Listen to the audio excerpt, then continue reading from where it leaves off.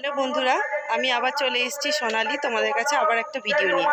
আজ বিকেলে আমরা ঘুরতে বেরোচ্ছি, একটা বেশ সুন্দর, বেশ বিকেলটা বেশ ভালো লাগছে, তাই ফুচকা খেতে বেরোচ্ছি। সাথে আমার কে আছে দেখে নাও, বড় মা।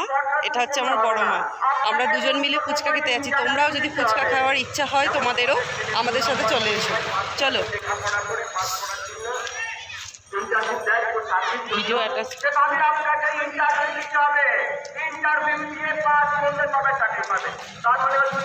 চলে এসো ফুচকা খেতে আমাদের সাথে। দেখো আমাদের বইচিটা,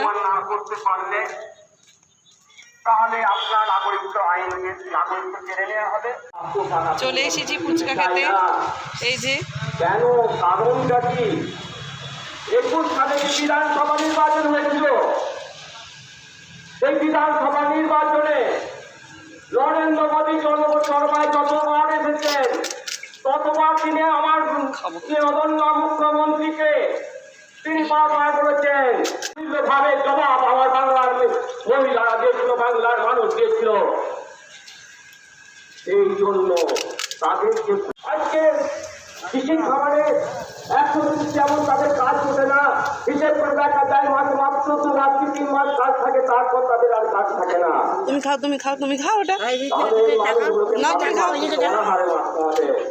দেখানো যাবে না। আমাকে 19-এ ভোট চাইনি তো, 21-এ নির্বাচনে ভোট চাইনি তো, এই জন্য তাই দিতে হবে। শুধু তাই নয়, আমাদের আবাস যোজনার যে টাকা, ফুচকা খাওয়া কমপ্লিট, এবার আমরা বাড়ি চলে যাচ্ছি। অন্তত সরকারটা যদি ক্ষমতায়